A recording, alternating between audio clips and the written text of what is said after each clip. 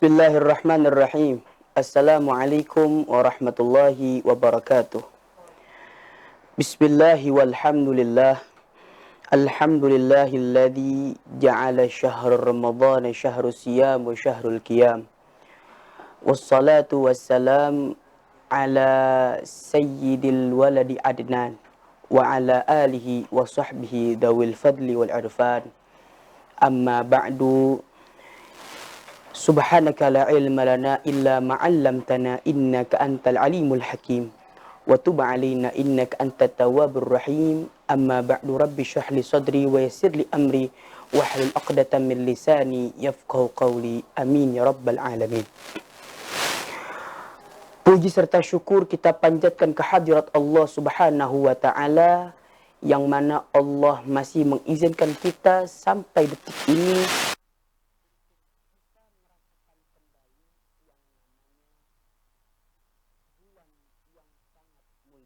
yakni bulan suci Ramadan. Salawat tering salam semoga selalu tercurah ke hariban junjungan alam, manusia yang mulia, manusia yang di langit dikenal dengan nama Ahmad, di bumi dikenal dengan nama Muhammad, manusia yang namanya selalu bersanding dengan nama Tuhannya, yakni baginda Nabi besar Nabi Muhammad sallallahu alaihi wasallam. Kembali lagi bersama saya ceramah kondang yang begitu luar biasa. Para pemirsa, penonton setia channel Pondok Pesantren Ghausul Ibad yang dirahmati oleh Allah Subhanahu wa taala. Di bulan Ramadan ini diibaratkan sebagai madrasah. Kenapa diibaratkan sebagai madrasah?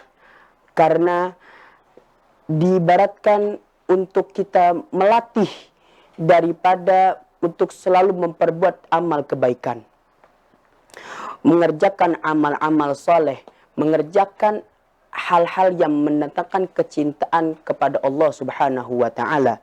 Sebagaimana di dalam salah satu kitab karangan Al-Imam Abdullah bin Al-Haddad, beliau mengatakan wa 'alaika bil iktsar min amalil birri wa khususan fi syahr Ramadan.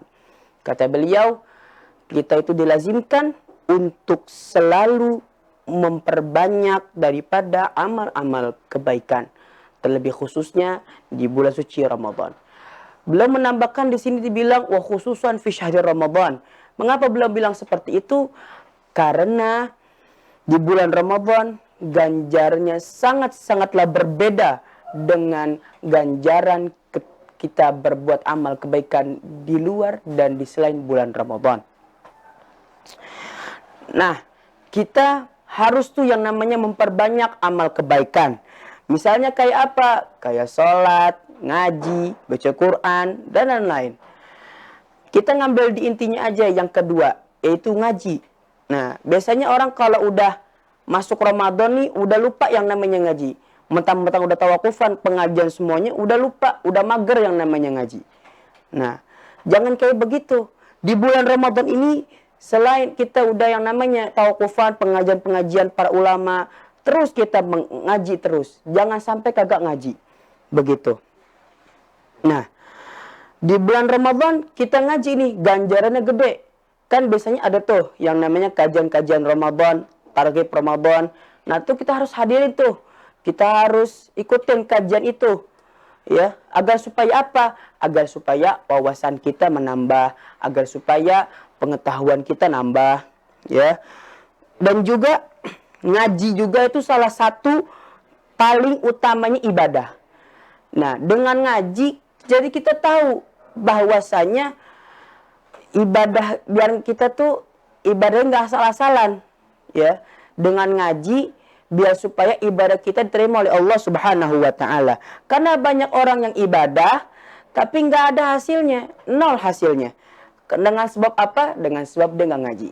Sebagaimana dikatakan di dalam kitab Zubat, Al-Imam Ibnu Ruslan beliau mengatakan, "Fakullu man bighairi ilmin yu'mal a'maluhu mardudatun lam tuqbal." La tuqbal. Kata beliau, setiap orang yang beribadah tanpa ilmu, niscaya segala amalnya yang telah diperbuatnya akan ditolak atau tidak diterima. Maknanya orang yang nggak ngaji itu Kalau dia ibadah dengan semaunya dia aja, gak bakal diterima sama Allah Subhanahu wa Ta'ala. Nah, dengan kita ngaji pun, insya Allah kita diterima amal ibadah, diterima amal ibadah kita oleh Allah sama Allah Subhanahu wa Ta'ala. Dan kita difardukan. Di dalam kitab Ta'lil Muta'alim, Syekh Ahmad Az-Zarnuji beliau mengatakan, yaftaridu 'alal muslim talabu ilmil hali. Kita itu difardukan untuk menuntut ilmu hal. Apa sih ilmu hal itu? Ilmu keadaan kita.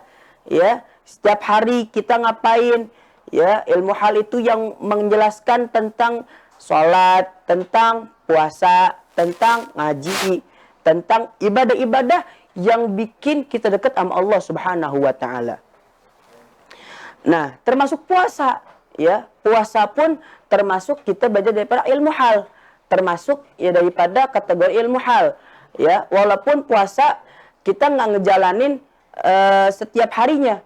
Ada yang namanya puasa Ayyamul Bid, ada yang namanya puasa Senin Kemis, ada yang namanya puasa Dahar dan lain sebagainya. Nah, disitulah kita melatih diri kita, disitulah kita melatih daripada kesabaran kita, sebagaimana yang waktu itu saya sudah bilang, as-saumu nisfu sabar. Puasa itu setengah daripada kesabaran.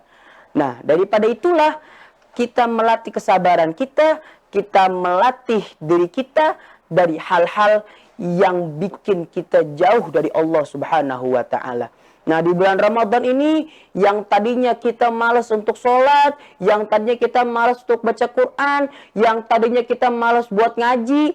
Nah, di bulan Ramadan ini, Allah ngedidik kita dengan supaya kita rajin sholat, dengan rajin baca Quran, dengan rajin ngaji, begitu. Nah, di bulan Ramadan juga, Allah Subhanahu wa Ta'ala ngedidik diri kita untuk qiyamul lail. Ya, yang biasanya kita kalau subuh, yang kalau azan sudah dikumandangkan, kita lalai dengan, kita asyik dengan tidur kita lalai dengan nafsu kita, dengan nafsu syaitan kita. Ya, kita lalai dengan hal itu. Dengan di bulan Ramadan ini, bulan Ramadan datang, kita selalu yang namanya bangun malam, qiyamul lail, untuk daripada mengerjakan namanya sahur. Dan dengan itu, dengan harapan kita, semoga enggak di bulan Ramadan doang kita seperti itu. Ya, enggak sholat di bulan Ramadan doang, enggak kita ngaji cuma di bulan Ramadan doang. Apa? Agar supaya ada himmah, ada kesemangatan dalam diri kita. Karena tadi saya bilang di awal, Ramadan itu diibaratkan sebagai sekolah, madrasah, untuk ngedidik kita, untuk melatih kita, untuk mendidik daripada diri kita, agar supaya menjadi orang yang la'allakum tattaqun. Di Al-Baqarah tuh, di Al-Baqarah Allah bilang, di dalam ayat 183 kalau saya tidak khilaf, ya ini ya ayyuhalladzina amanu kutiba alaikumusiyam kama kutiba alal ladzina min qablikum la'allakum tattaqun. La'alla di sini artinya berharap.